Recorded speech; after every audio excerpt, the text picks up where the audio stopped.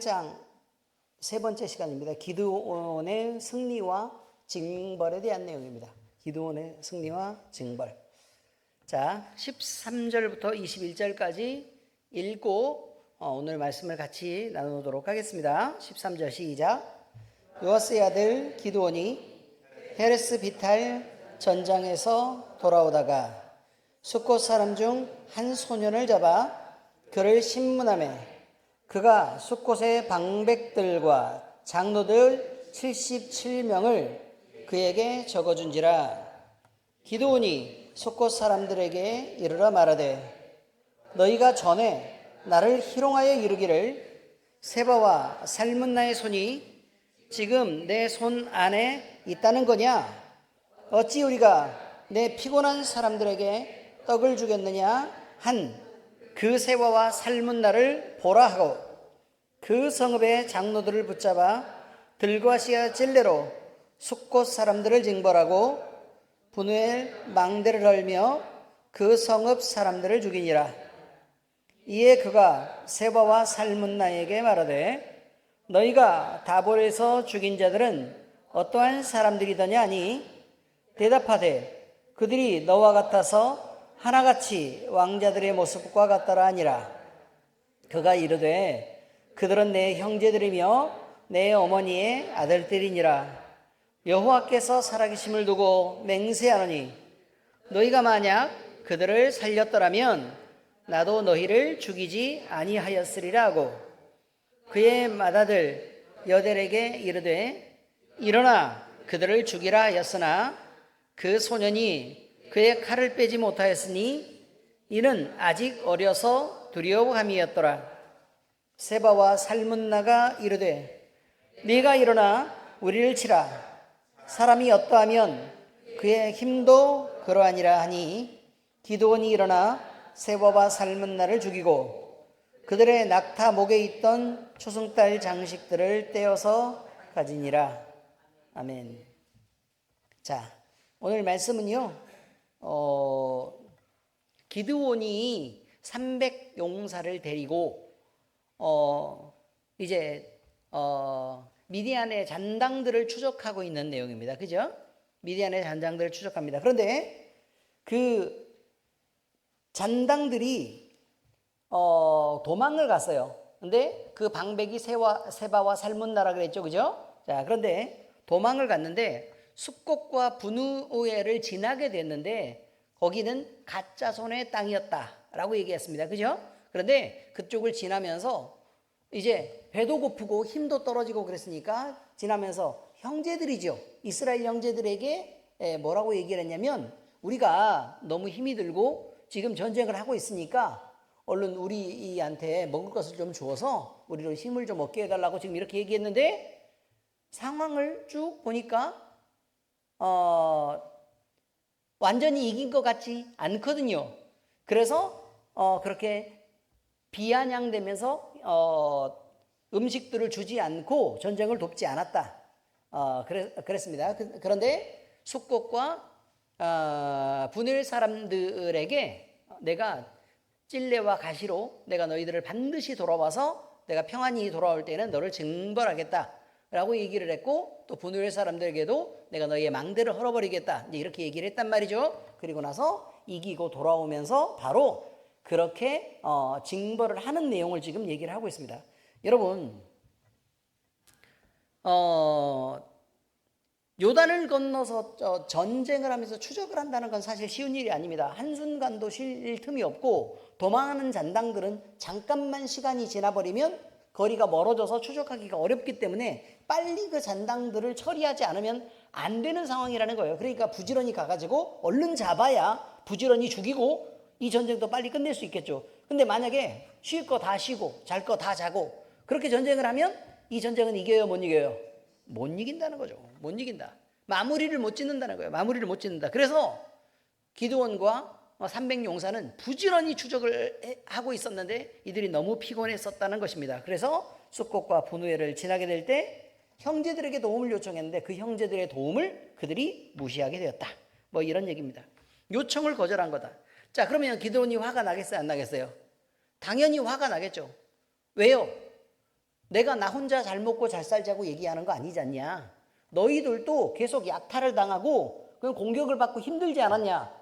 너희들이 해야 될 전쟁을 우리가 지금 대신해주고 있는 상황인데, 근데 너희들이 오히려 니네 목숨만 구걸하자고 우리를 돕지 않고 있다는 건 너무 열받는 일이 아니겠습니까?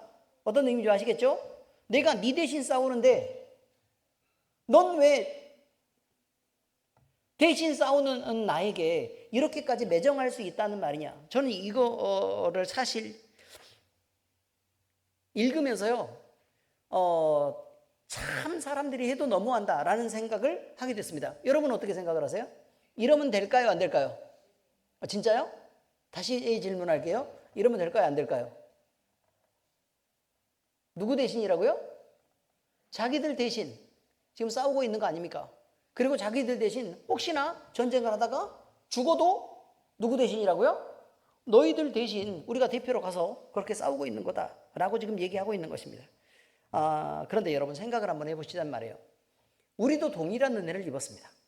어떤 은혜냐면 우리 대신 주님이 나가셔서 싸웠고 또 고난을 당하셨고 핍박받고 그래서 죽었습니다. 의미를 이해하시죠? 근데 우리는 주님이 우리에게 도움을 요청하고 또 너희는 이렇게 나와 함께 하자라고 얘기했을 때 우리 역시 그냥 그저 나는 바빠요. 또 나는 마음에 그렇게까지 와닿지는 않아요. 이렇게 핑계하면서요. 결국 우리도 주님을 외면하는 삶을 여전히 살아온 사람들이 아니냐 그 말입니다. 그러니까 결국은 우리가 지금 생각할 때는 나는 기드온과 그 300용사라고 우리는 스스로 생각을 하고 있는 거예요. 우리의 위치는 그러니까 감정을 이입할 때 어느 쪽으로 이입했다고요? 기드온과 300용사 쪽. 우리는 대단한 신앙을 가진 쪽에 우리 자신의 감정을 이입하고 그들과 함께 동일하게 생각해서 지금 성경을 읽어 나가고 있는데, 그런데 막상 우리가 하는 꼴을 보니 누구랑 비슷하다고요? 숫곳 사람들과 너무 비슷한 행동을 하고 있었다는 것입니다. 자, 그런데 약속을 했잖아요. 내가 돌아오는 날에 너희를 가만두지 않겠다라고 약속을 했단 말이에요. 그래서 숫곳과 부두엘 사람들이 전쟁에 협조하지 않고 자기들만 돌아봤던 일을 용서하지 않았다는 것입니다. 그래서요, 여기서 그 소자 하나를 잡았다고 얘기합니다. 근데 얘가 장로들의 이름을 적어줬다고 얘기하죠. 그죠? 장로들의 이름을 적어줬어요. 여러분 정치인 다 알아요, 몰라요? 잘 모르죠? 다 모르잖아요. 그러면 지금 여기에서 얘기하는 그 소자라는 사람은요, 소년이라는 이 사람, 지금 14절에 숫곳 사람 중 한 소년을 잡아 그를 신문함에 그가 숫곳의 방백들과 장로들 77명을 그에게 적어줬다라고 얘기하면 방백이 누군지는 알 수 있어요. 거기 숫곳에서 제일 대장이 누군지는 알 수 있잖아요. 그죠? 그리고 장로들의 77명의 명단을 어떻게 보통 사람이 알겠냐 이 말입니다. 아시겠습니까? 그러니 여기서 말하는 이 소년이라고 적은 이것은 그냥 일반 소년이 아니고요. 기록을 담당하고 있었던, 그러니까 숫곳에서 행정 일을 담당하고 있었던 그 해당하는 사람을 붙잡아서 족쳐가지고 뭘 얻어냈다고요? 77인의 명단을 얻어내게 됐다는 것입니다. 그래가지고 어떻게 했어요? 이제 본격적인 복수를 하기 시작합니다. 그래서 그 장로 77명과 방백을 어떻게 했다고요? 잡아 죽이고 분우엘의 망대를 헐어버리게 됐다. 지금 이렇게 얘기하고 있습니다. 여러분, 숫곳과 분우엘 사람들은요, 행한 일들이 단지 이들이 행한 악행이 먹을 것을 주지 않은 데만 있지 않았습니다. 문제는 그냥 모른 척하고요, 내가 지금 배가 고프고 힘이 드니 나에게 먹을 것을 좀 줘라. 지금 그리고 나와 함께한 용사들도 지금 빨리 추적해야 되니까 얼른 좀 챙겨서 이렇게 줘라. 그러면 이렇게 해가지고 우리는 먹을 게 지금 별로 없는데요. 먹을 걸 드리고 싶어도 드릴 수가 없어요. 그리고 그냥 우리가 사정이 어려워서 그렇게 드릴 수가 없어요. 라고 얘기하지 않았다는 거예요. 네, 그들이 행한 것들을 한번 보란 말이에요. 위기에서 힘들게 추적하던 누구 대신, 자기들 대신 힘들게 추적하던 기드온과 용사들을 말로 조롱하고 비난했다고 나와요. 말로 조롱하고 비난했다. 그래서 야, 니네 손에 지금 미디안의 방백들이 지금 니네 손에 지금 잡혀 있는 게 아닌데 내가 뭘 믿고 너희를 돕냐? 내가 위험해지면 어떡하냐? 라고 지금 얘기를 하고 있는 것입니다. 여러분, 만약에요, 미디안의 방백들을 기드온이 만약에 잡지 못했어요. 만약에 전쟁에서 이기지 못했다고 생각을 한번 해보세요. 그러면 여러분, 숫곳과 분우엘 사람들은 안전하겠습니까? 안전하지 않죠. 왜 안전하지 않아요? 미디안이 봐줄까요? 안 봐주죠. 지금까지도 안 그랬는데 어떻게 봐주겠어요. 그러니까 결국은 도망을 가면 이제 세력을 키워가지고 본격적으로 전쟁을 하러 올 때 아주 도육을 해버리지 않겠습니까? 어차피 위험해지는 상황이란 말이에요. 어차피 위험해지는 상황이다. 근데 여기서 우리가 이거를 잊고 있다는 것입니다. 이거를 잊고 있다. 단지 먹을 것만 주지 않고 300용사들과 기드온의 마음에 심한 모욕감을 주고 수치를 느끼게 하고 그 다음에 분노를 일으키는 데까지 그들이 나쁘게 행동했다고 지금 얘기하는 것이죠. 그래서 도움을 기대하게 하는, 또한 마땅히 도와야 하는 같은 종족인데도 불구하고 매몰차게 외면했던 그 자들로 인해서 이제 기드온과 300용사는 상처를 받았고 그들은 그들이 행한 일에 대한 결과를 되돌려 받아야 될 처지에 놓였다고 얘기하고 있습니다. 여러분, 우리도 마찬가지입니다. 우리가요, 이제 이런 생각을 한번 해보십시다. 우리가 예수님을 믿으면 영적인 공격을 받습니다. 왜 공격을 받아요? 자, 잘 들어보세요. 새로 예수님을 믿게 됐어요. 새로 예수님을 믿게 됐으면 내가 영적으로 파워풀할까요? 아니면 대단히 위크할까요? 많이 약할까요? 아니면 엄청 셀까요? 많이 약한 상태겠죠.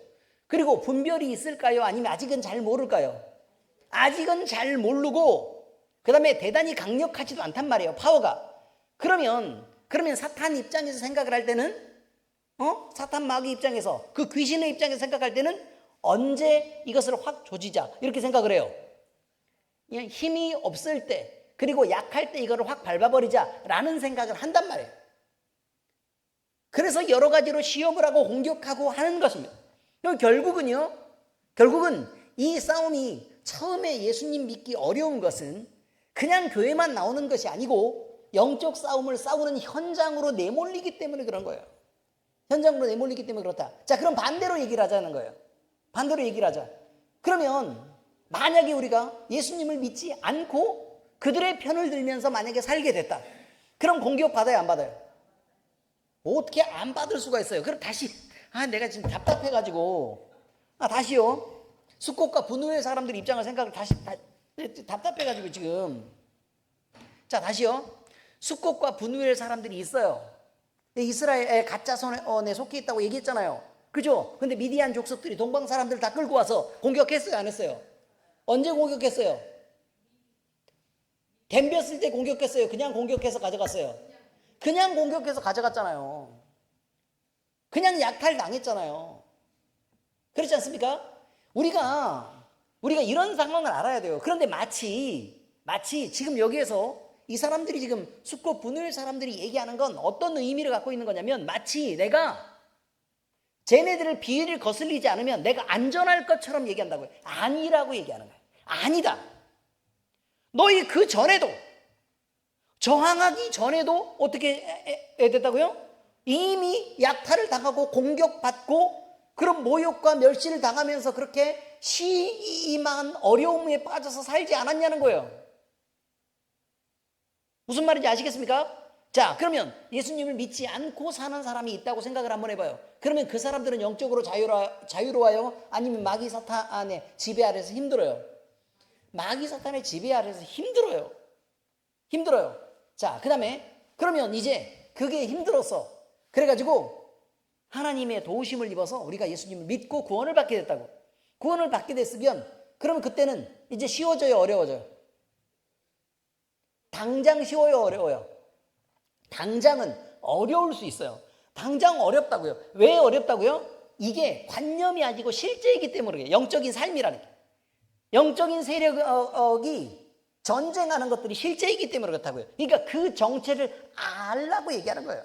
하나님도 이때 잠깐의 우리에게 시간을 이렇게 허락해서 우리가 때로 막 두들겨 맞기도 하고 어쩌다 상처도 입고 하는 그런 일들을 우리에게 허락하시는 것은요, 영적인 존재가 너희들을 그동안 어떻게 해왔는지에 대해서 깨닫게 하기 위해서, 깨닫게 하기 위해서 잠깐 놔두는 거예요. 치료할 수 없고 막아줄 수 없어서 그런 게 아니라고 얘기하는 거예요. 만약에 그 존재를 깨달으면 우리는 어떻게 하게 돼요? 괴롭히는 애가 있으면 어떻게 하게 돼요? 그렇죠? 아니 우리 애들 봐봐요. 우리 애들 봐봐. 너희들끼리 사이좋게 지내? 라고 얘기를 했단 말이에요. 근데 어쩌다가 싸우게 됐어. 자꾸 다투게 됐어. 마음에 안 들어. 그럼 자기들끼리 얘기를 하면 되잖아. 근데 어떻게 해요? 안 하고 뽀로로 달려와. 그래가지고 자기 입장에서 뽀로로 얘기를 했네 내가. 노는 게 제일 좋아. 뽀로로. 달려와가지고 뭐라고 얘기를 해요? 엄마, 저 형아가 누나가 아니면 친구가 자꾸 내가 하자는데 말도 안 듣고 자꾸 나만 왕따시키고 쟤네는 막 그렇게 놀아 라고 얘기한다고요. 정말 그게 사실일까요? 들어보면 입장이 그렇지 않아요. 막상 가서 들어보면 입장이 그렇지 않다고. 가보면 뭔가 서로의 관계를 만드는 데 있어서 조화롭지 않았던 전체적인 문제가 있는 거예요. 근데 엄마가 딱 그 얘기를 듣는 순간 나도 생각이 부족한 엄마라. 뭐 교육받고 엄마 된 게 아니고 그냥 단지 결혼해서 엄마가 돼버려가지고 잘 몰라요. 자식을 뭘 키워본 적이 있어야지. 얘가 처음인데. 그래서 뭐라고 얘기를 하냐면 그래? 앞서라. 내가 따라갈게. 라고 얘기를 해서 거기 가가지고 애들을 다 야 어른이니까 니네 다 이리 와 집합. 이거 다 쭉 줄을 세워가지고 니네 왜 얘 왕따 시키냐? 라고 얘기하면 애들은 이렇게 쫄아가지고 아무 말도 못하고 이렇게 눈만 멀뚱멀뚱 뜨고 이렇게 함부로 말도 못하고 막 이렇게 막 승질이 막 이게 나 있어서 니네 교회에서 그렇게 하면 돼? 해서 얘들은 다 때려잡아요. 문제는 뭐냐면 이 아이들도 당하는 애들도 억울하다. 상황이 그게 아닐 수 있으니까. 어떤 의미인지 아시겠습니까? 그러면 안 돼요. 얘 입장에서 불편하다고 얘기를 하는 것은 다른 애들 입장에서는 또 다른 불편함이 있는 거예요.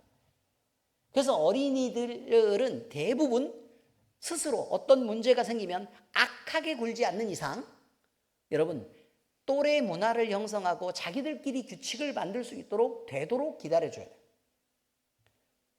자꾸 와서 이르는 거를 갖다가 이르고 고자질하는 걸 갖다가 와서 중간에 부모가 힘 있는 사람이 개입하죠. 그러면 얘네가 결국은 함께 또래 문화를 못 만들고 결국은 얘는 적응을 못하고 왕따를 당하게 돼요. 이해하셨습니까? 무슨 말인지? 부모가 처신을 잘해야 돼요.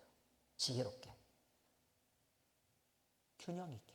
근데 부모는 그렇게 처신하기가 어렵다고 얘기하는 거예요. 자, 근데 이게 이게 하기 위해서 그런 게 아니에요. 자, 여기 성경에서 얘기하는 건 우리도 어려움을 당할 수 있다고요. 예수님 믿고 어려움을 당할 수 있어. 그 어려움을 당했을 때 우리는 먼저 이런 생각을 하죠. 내가 잘못했나? 뭔 잘못이 있지? 나는 웬만하면 잘못을 안 하는 사람은 아닌데. 그래 안 그래요? 늘 잘못하고 늘 실수를 하는 사람이라 혼날 만한 일을 했나? 라는 생각을 먼저 하게 되는 거예요. 근데 그럼에도 불구하고 내가 특별히 그런 일을 하지 않았는데도 불구하고 마귀 사탄이 나를 공격하는 것을 만약에 내가 느낀다면 그럼 그때는 누구를 찾아가요? 아버지를 찾아가요. 하나님 아버지, 저요? 주님 편에 있는데 얘네가 공격했어요. 나 억울해요. 라고 얘기할 거라고. 그럼 하나님은 당장 나서가지고 다들 마귀수탄을 다 때려잡고 반드시 승리하게 도와주시겠죠. 그러지 않아요, 여러분. 여러분 정도 수준이 되니까 가가지고 응? 당장 앞장서 응? 라고 얘기해서 애들 다 줄 세워놓고 가서 응? 다 한꺼번에 한 바퀴씩 해가지고 찍소리 못하게 딱 응? 버르장머리를 고쳐버리고. 근데 그렇게 하는 게 아니라고 얘기하는 거예요. 하나님은 스스로 시험하지 않아요.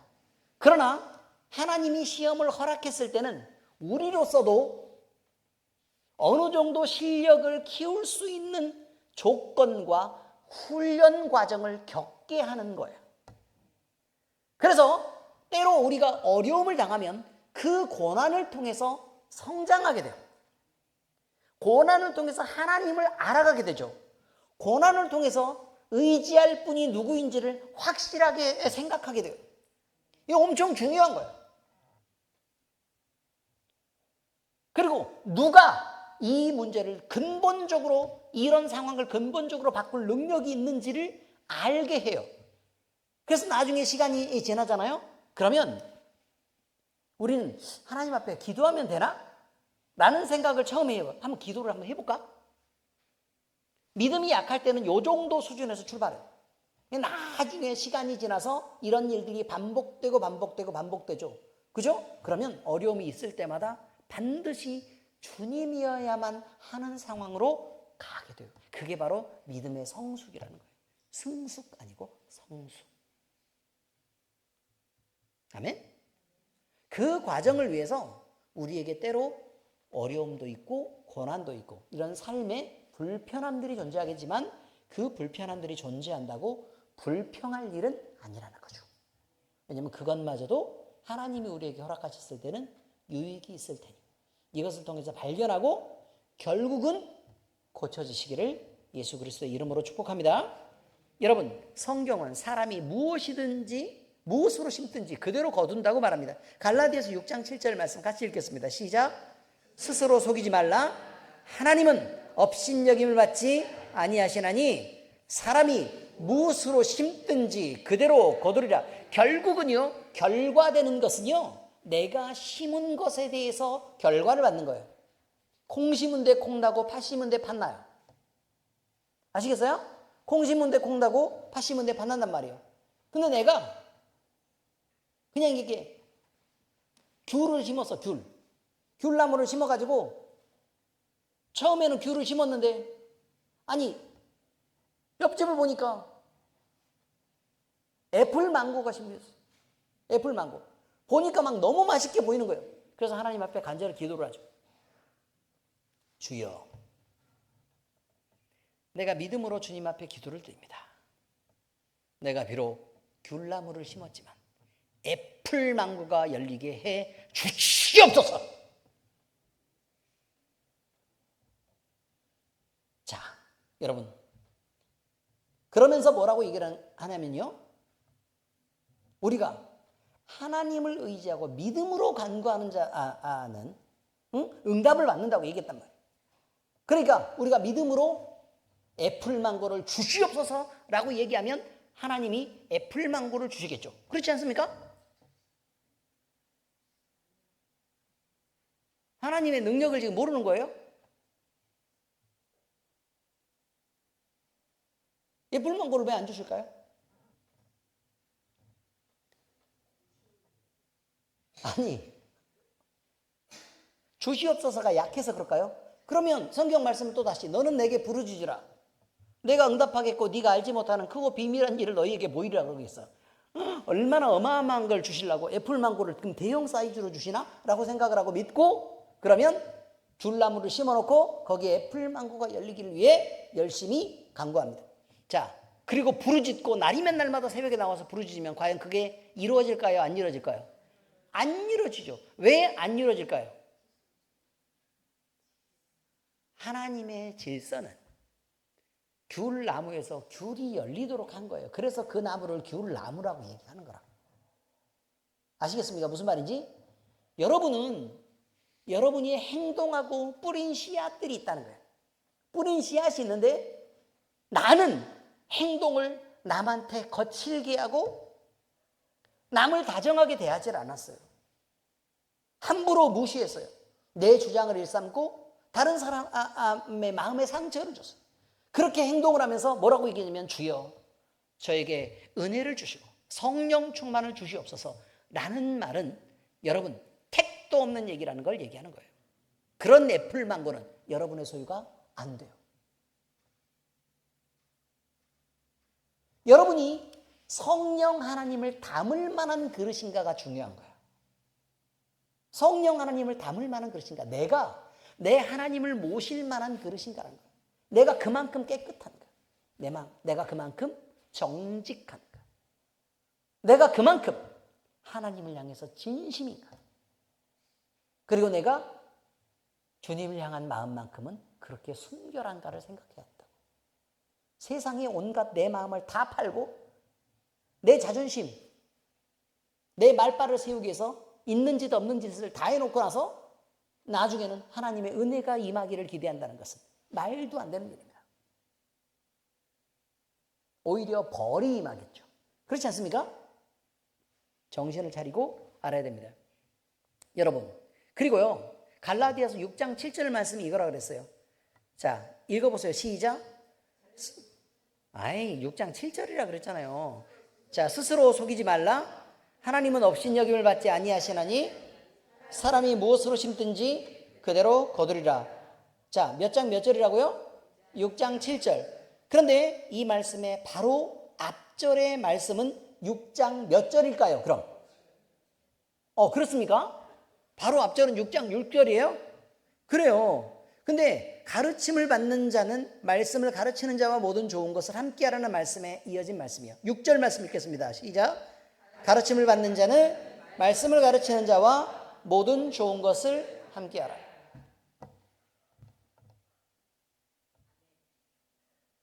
그리고 나서 그 다음에 뭐라고 나와요? 스스로 속이지 말라.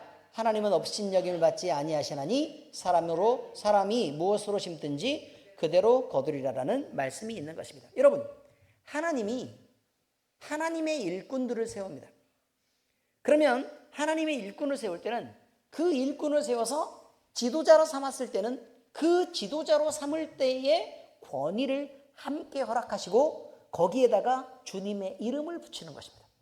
아시겠습니까? 그런데 문제는 주의 종으로 세워진 지도자를 가볍게 여기고 스스로 판단하고 자신들의 주장만 내세우고 그 권위를 인정하지 않는 자들, 그리고 자기만 생각하고 그냥 자기중심적으로 신앙을 하고 있는 그런 사람들에게 자기만의 경건이 있고 자기만의 신앙이 있고 자기만의 하나님이 있는 그 사람들에게 하나님의 엄중한 보복이 따른다는 것을 말씀하고 계시는 것입니다. 여러분, 숫곡과 분노의 사람들은 이스라엘 백성이었을까요? 아니었을까요? 이스라엘 백성이었습니다. 다시 말하면 교회 안에 들어있는 믿음의 형제들이었다라는 말과 같은 의미입니다. 그런데 기드온을 존중했을까요? 안 했을까요? 안 했습니다. 왜 안 했을까요? 자기 판단이었습니다. 근데 어떤 판단이었죠? 기드온은 약하다는 거예요. 기드온은 약하다. 기드온은 힘이 없다. 내가 볼 때는 넌 별거 없어 라고 판단했다는 것입니다. 그렇게 판단했기 때문에 그가 강하다고 느끼지 않았고 그가 적장들을 잡아 죽일 거라는 생각을 하지 않았어요. 그래서 그들이 함부로 주의 종을 그렇게 대한 것입니다. 결과가 어떻게 됐죠? 돌아오는 길에 다 잡아 죽이는 일이 벌어졌습니다. 자, 다시 말씀드립니다. 애굽에서 나와 광야 길을 걸어갈 때에 모세를 대적했던 이들이 받았던 경고가 있습니다. 히브리서 3장 8절 같이 읽겠습니다. 시작. 광야에서 시험하던 날에 거역하던 것 같이 너희 마음을 완고하게 하지 말라. 마음을 두텁게 한 것입니다. 그래서 완악하게 한 것입니다. 그래서 모세에게 대적하고 자기의 생각을 내세웠습니다. 모세는 늙어 비틀어져서 별거 할 수 없었던 것처럼 그렇게 느끼겠죠.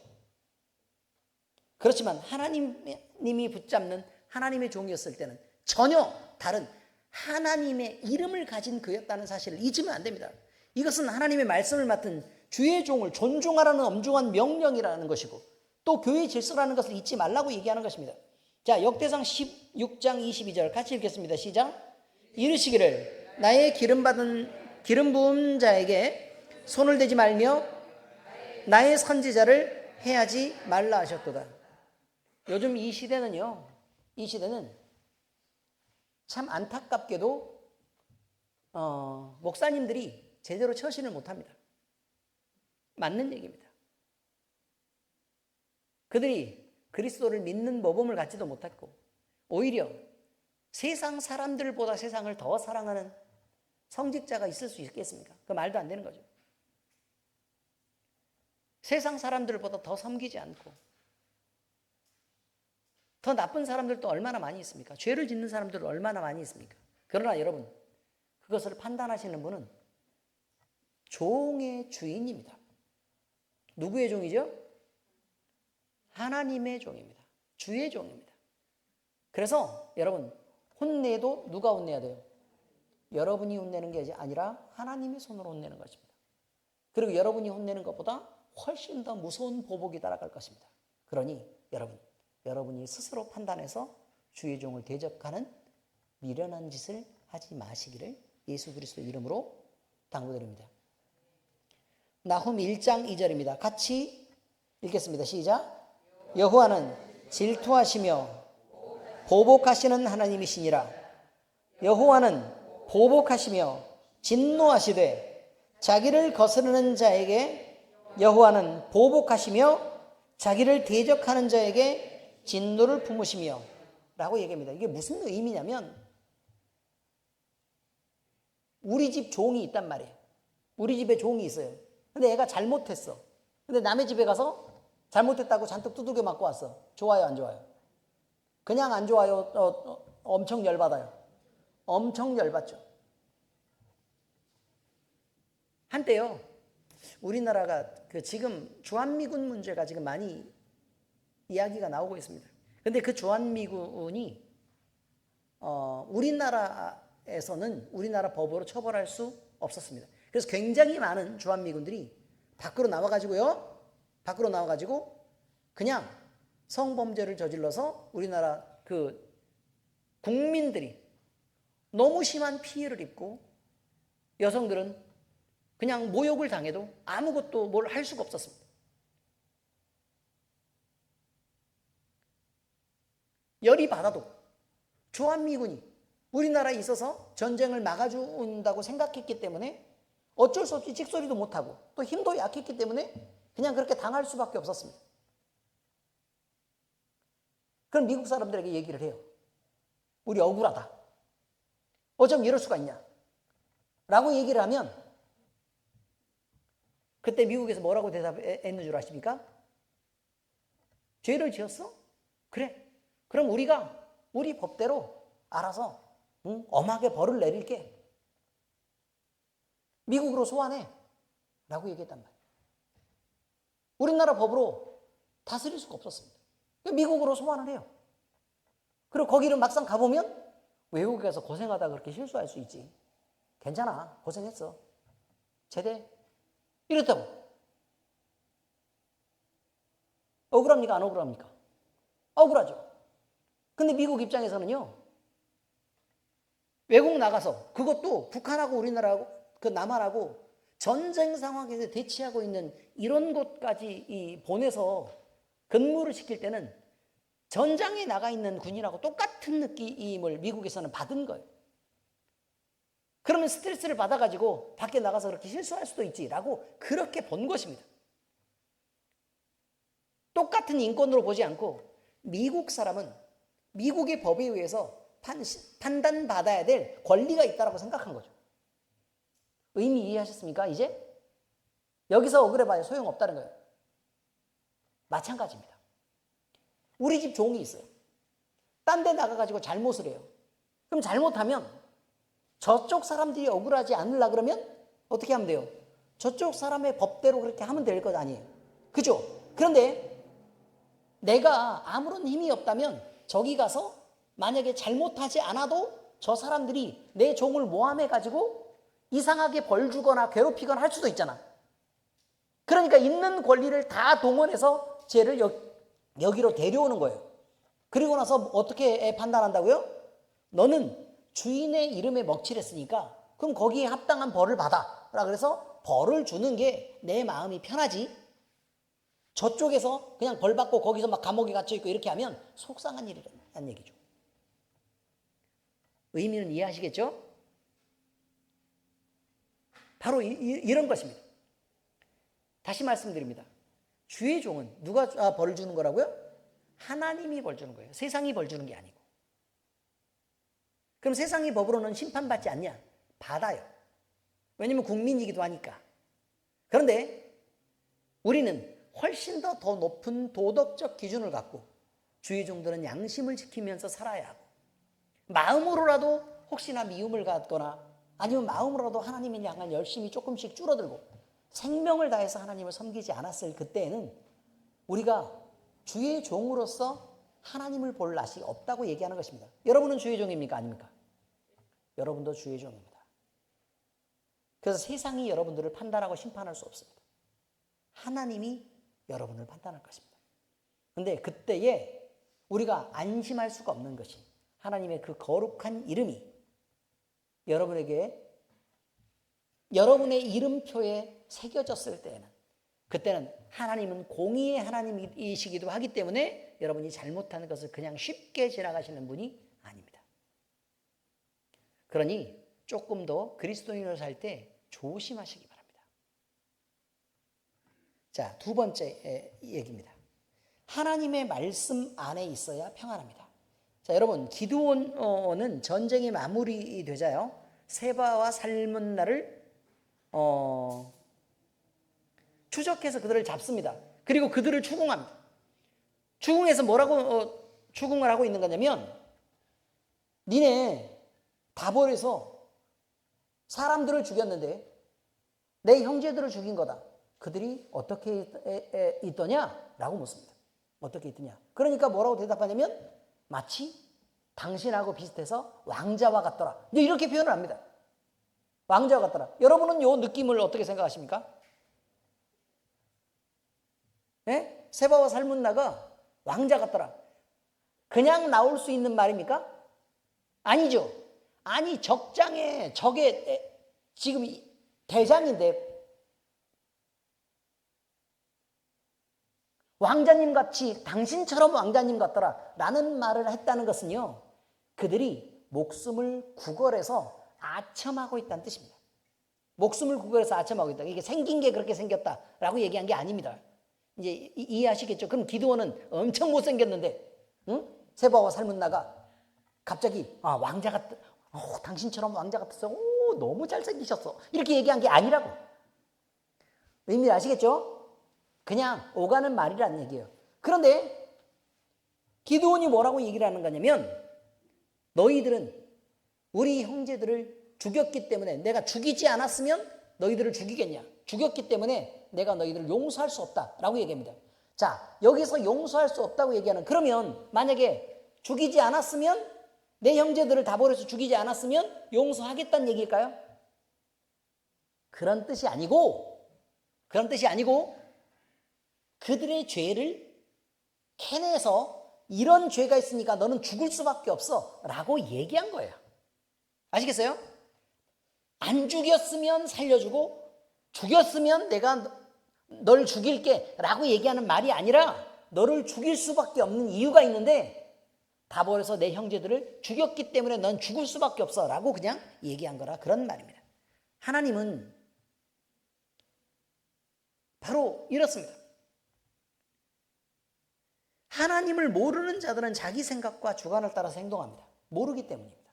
하나님은 모르기 때문에. 그러면 결국 기준은 내가 경험한 것으로 기준을 삼을 수밖에 없고, 그 경험한 것은 내가 만난 사람과 내가 경험한 경험들과 내가 읽었던 간접 경험에 대한 지식들에 의해서 그렇게 만들어지게 됩니다. 여러분, 그래서요, 절대 기준이 하나님을 모른다면 말씀이 주어져도 그 말씀을 내 생각대로 해석하게 됩니다. 그리고 자기 생각의 판단이 하나님의 말씀을 넘어서 우선하게 됩니다. 그러니까 말씀의 정확한 뜻이 뭔지를 캐들어가지 않는 게 아니라 그냥 내가 생각해서 내 말이 옳은 대로 그 말씀을 이것저것 주워다가 적용하면 된다 그 말이에요. 의미를 아시겠죠? 제가 본 설교하기 좀 전에 말이죠. 설교가 시작하자마자 무슨 얘기들을 했어요? 기도하고 간구하는 내용에 대해서 얘기했죠? 했어요? 안 했어요? 했죠. 그리고 하나님의 말씀을 들어다가 이렇게 해서 그렇게 기도하면 귤나무에 애플망고 열려요 안 열려요? 라는 얘기를 했어요 안 했어요? 했잖아요. 하나님의 말씀은 내가 원하는, 말씀이 엄청 다양하게 많이 있어서 내가 얼마든지 왜곡하려고만 맘먹으면요 마음대로 갖다 조합할 수 있습니다. 하나님의 말씀으로 얘기하느냐 마느냐에 대한 문제가 중요한 게 아니라 정말 이것이 하나님의 뜻이 바르게 성경 전체 속에 바르게 해석되는지가 중요한 것입니다. 그러므로 사람은 사사로이 성경을 해석해서는 안 되는 것입니다. 의미를 이해하십니까? 자, 예를 들어서 형제를 미워하지 말라는 얘기가 있습니다. 형제를 미워하지 말라. 왜 미워하지 말아야 돼요? 하나님이 미워하지 말라 그랬으니까 미워하지 마요? 그럼요. 형제를 미워하지 마. 생각을 안 해봤어요? 자, 형제를 미워하지 말라. 왜 미워하지 말라 그랬을까요? 주기도문에 나왔으니까요?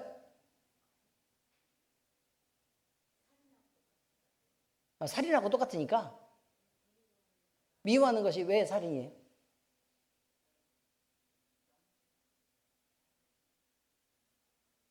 뭘 이렇게. 자, 다시요. 성경은 무엇에 대해서 적혀 있어요? 예수 그리스도에 대해서 적혀 있어요. 예수 그리스도에 대해 적혀 있어요. 그래서 성경은 구약과 신약으로 나눠요. 구약은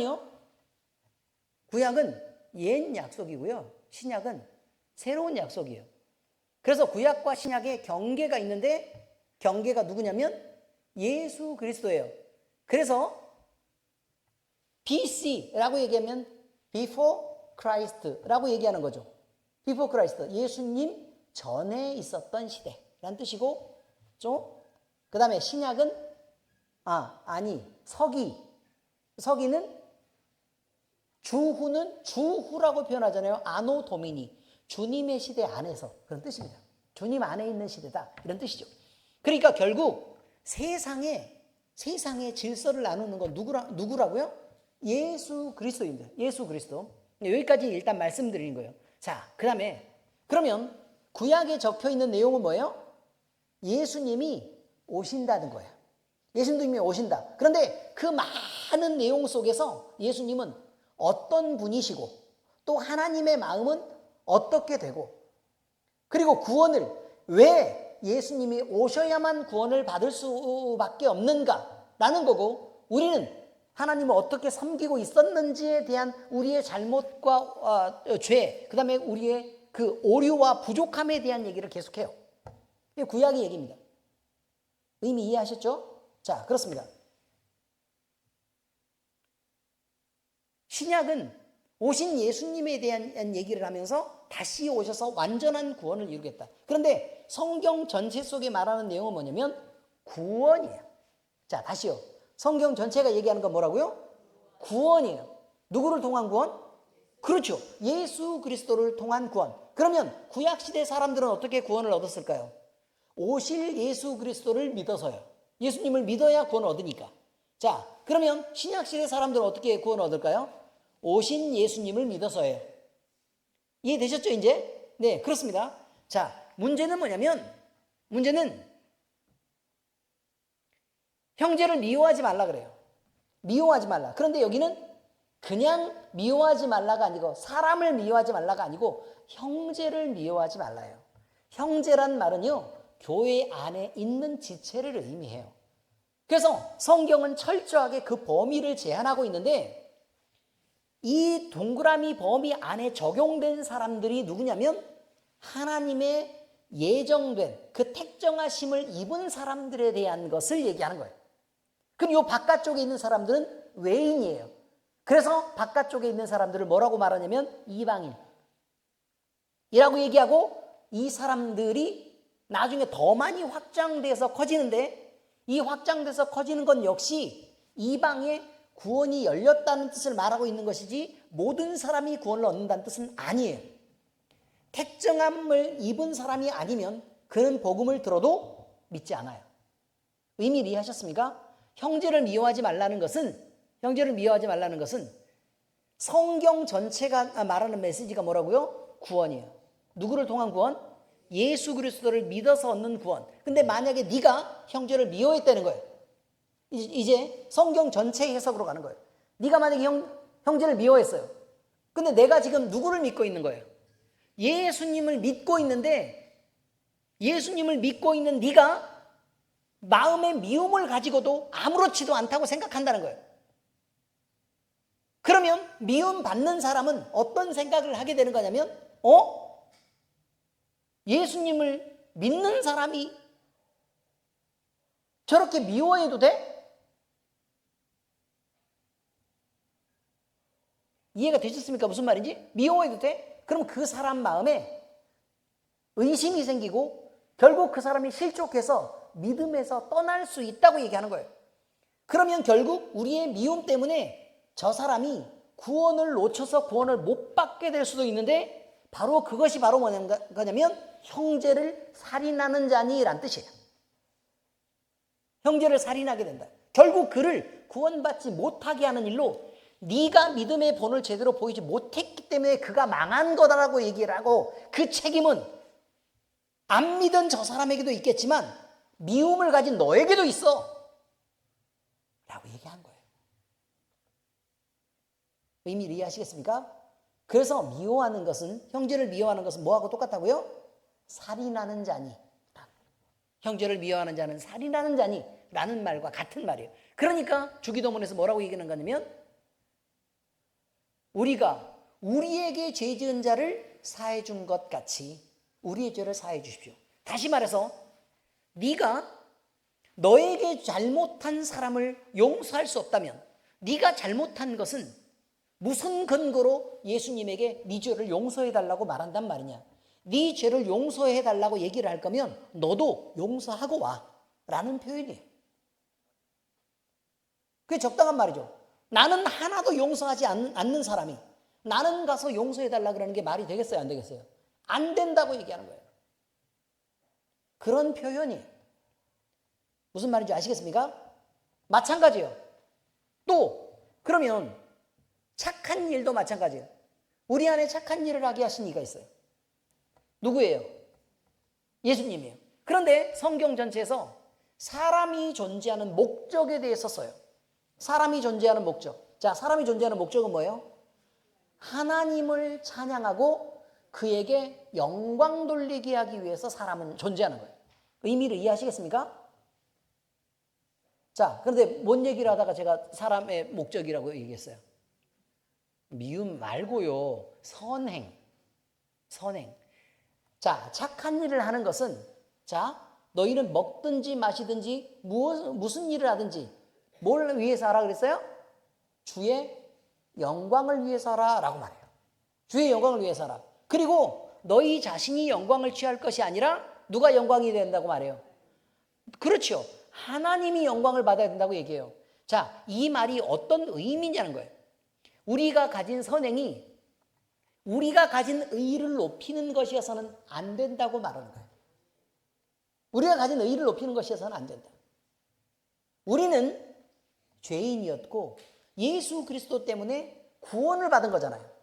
구원을 받았으니까 예수 그리스도의 이름으로 행하는 그 일 때문에 다른 사람이 우리를 보고, 아, 예수 믿는 사람들은 좋은 사람들이네 라고 생각한다는 거예요.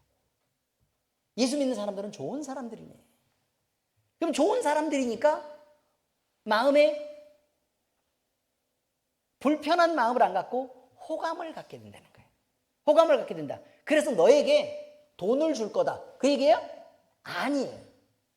너에게 돈 주는 거 아니라 그 말이에요. 그건 소용이 없는 거예요. 너에게 돈을 줄 거다. 아니면 너에게 보상으로 음식을 막 밥을 사줄 거다. 그런 얘기예요? 그것도 아니란 얘기예요. 그가 호감을 가지면, 예수 믿는 사람들에게 호감을 가지면 그가 행동하는 건 뭐냐면 나도 교회 나가볼까예요. 아시겠어요? 나도 교회 나가볼까? 저 사람들처럼 나도 좀 선하게 살아보고 싶다. 그런 마음을 품고 저 사람들처럼 웃으며 행복해 보고 싶다라는 생각을 갖게 돼서 그가 무엇에 이르는 거라고요? 구원에 이르기 때문에 그것이 하나님께 영광이라고 얘기하는 거예요. 우리가 착하게 살아서 우리가 칭찬받는 것으로 하나님이 영광을 받으시는 게 아니라고 얘기해요. 성경을 다 읽어보면 그렇게 말하는 것 자체가 아니에요.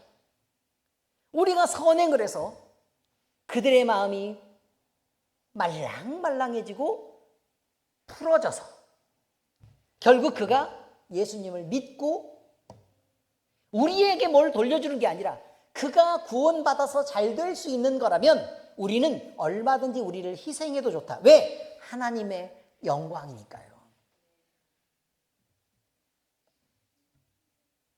선행을 우리가 잘하는 것을 보여주는 것의 칭찬으로 생각하시는 것은 대단히 잘못된 일입니다. 성경을 왜곡돼서 해석하고 있는 것입니다. 선행은 우리가 선행을 하는 것으로 그의 구원이 이루어져야 되는 거예요. 그의 구원. 엄청 중요한 일이죠? 네. 이렇게 생각을 정리해 가셔야 돼요. 하나씩 하나씩. 단정하게 성경을 정리해 가야 된다 그 말이에요. 자, 빌립보서 3장 8절에서 9절 같이 읽겠습니다. 시작. 또한 모든 것을 해로 여김은 내 주 그리스도 예수를 아는 지식이 가장 고상하기 때문이라. 내가 그를 위하여 모든 것을 잃어버리고 배설물로 여김은 그리스도를 얻고 그 안에서 발견되려 함이니 내가 가진 의는 율법에서 난 것이 아니요 오직 그리스도를 믿음으로 말미암은 것이니 곧 믿음으로 하나님께로부터 난 의라 라고 얘기합니다. 다시 말하면 내가 무엇을 행하는 것으로 그 행위의 열매로 내가 존귀해지는 것도 내가 소중해지는 것도 아니다 그 말이에요. 뭘로요? 예수 그리스도를 믿는 믿음으로 하나님이 영광되도록 내가 받을 영광이 아니라 하나님께 영광이 되도록 살아야 된다는 거예요. 그러니까 본질적으로 우리는요 잘 들으셔야 돼요. 지금부터는. 자, 똑바로 잘 들으세요. 자, 눈 번쩍 뜨고 저를 보세요. 그리고 잘 들으세요. 내가 칭찬받기 위해서 사는 게 아니에요.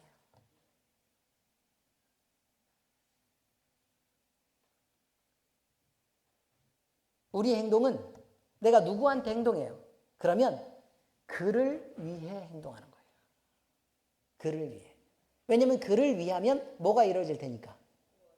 구원이 이루어질 테니까 그것을 통해서 하나님께 영광 돌리게 하기 위해서 하는 거예요. 다시 말해요. 사랑하죠? 여러분들이 무엇을 얻으려고 시도하지 마세요. 무엇을 얻으려고 시도하지 마세요. 거저 받았으면 거저 주는 거예요. 얻으려고 시도하는 게 아니라 오로지 내가 어떤 사람을 사랑한다면 그를 위해 사랑하세요. 우리 허영애 집사도 조민근 집사를 사랑하려고 그러면 나에게 돌아올 좋은 혜택들을 기대해서 사랑하지 말고 누구를 위해서 사랑하라고요? 조민근 그 사람을 그냥 사랑하라고요. 아시겠습니까? 다른 사람을 아끼려면 어떻게 해야 된다고요? 내가 그것을 감정적으로나 물질적으로 보상받기 위해서 행동하지 마세요. 그냥 그 사람을 목적으로 해서 사랑하세요. 이것이 그리스도의 사랑이에요. 예수님은 우리에게 그렇게 자신을 주셨고 그가 보인 모범은 우리가 행동해야 될 것을 얘기하는 지침이에요. 여러분, 이렇게 자기를 알고 확신하는 자는 유한하고 불완전한 자기가 무너질 때 함께 무너지게 됩니다. 결국 내가 영광을 취하려고 하는 사람들은 어떤 신앙생활에서도요, 결국은 다른 사람에게 시험을 받을 수밖에 없고 마음을 상할 수밖에 없고 실패할 수밖에 없어요. 그러나 그가 유익을 얻기를 바라는 사람은 늘 성공하는 법입니다. 왜? 나는 무시당해도 괜찮고 나는 조금 유익을 얻지 못해도 괜찮아요. 그냥 그가 잘 되는 것으로 최종 목적을 삼으면 그냥 그것이 하나님의 영광을 위한 열매로 맺어지기를 위해 우리가 그저 기도하는 것으로 우리의 전부를 행하는 것입니다. 자, 마태복음 7장 24절에서 27절 같이 읽겠습니다. 시작. 그러므로 누구든지 나의 이 말을 듣고 행하는 자는 그 집을 반석 위에 지은 지혜로운 사람 같으리니 비가 내리고 창수가 나고 바람이 불어 그 집에 부딪히되 무너지지 아니하나니 이는 주추를 반석 위에 놓은 까닭이요 나의 이 말을 듣고 행하지 아니하는 자는 그 집을 모래 위에 지은 어리석은 사람 같으리니 비가 내리고 창수가 나고 바람이 불어 그 집에 부딪히매 무너짐이 심하니라. 아멘. 나라는 사람 위에 무엇인가를 건설해 놓지 마세요. 그러면 망하게 됩니다. 주님이라는 반석 위에 여러분들을 세우고 무엇인가를 건설하고 쌓으시기를. 그래서 여러분이 그 어떤 위험이나 그 어떤 공격이나 그 어떤 시험에도 충분히 견디고 반드시 이기고 승리하는 그런 훌륭한 그리스도의 삶을 살아내시기를 예수 그리스도의 이름으로 축복합니다. 우리의 평안은 평강의 왕이 되신 주님이 주시는 것입니다. 기도하겠습니다. 하나님 아버지 감사합니다. 우리가 그동안 선행을 베풀고 또 다른 사람을 구제하고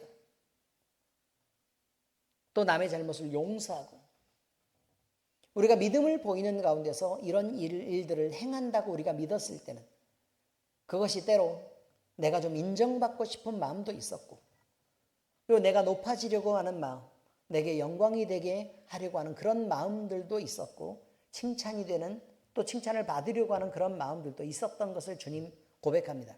그러나 이것은 내 위에 무엇인가를 지어내는 것으로 불안하기 이를 데 없고 오히려 무너지기 쉬운 집이라는 것을 우리는 이제 알게 되었습니다. 아버지 하나님, 성경을 읽을 때 우리가 바르게 이해하게 하시고 성경 전체 맥락 속에서 우리가 주의 말씀을 받아들이게 하시고 오직 주님이 영광되는 신앙생활을 함으로 인해서 아버지 하나님, 나는 죽고 없으나 그리스도가 영광되게 사시는 우리의 삶을 통해 우리 하나님께 온전히 영광을 드릴 수 있도록 영광을 올려드릴 수 있도록 아버지 하나님이 우리가 살아가게 하시옵소서. 그래서 아버지 하나님, 이제 우리는 우리 자신을 위한 삶을 살아내는 것이 아니라 주님을 위한 삶을 살게 하시고 우리 자신이 목적인 삶이 아니라 주님이 목적인 삶을 살아내게 하시옵소서. 이런 삶을 살아갈 때 그 어떤 영적 시험도 우리를 무너뜨릴 수 없음을 우리가 믿습니다.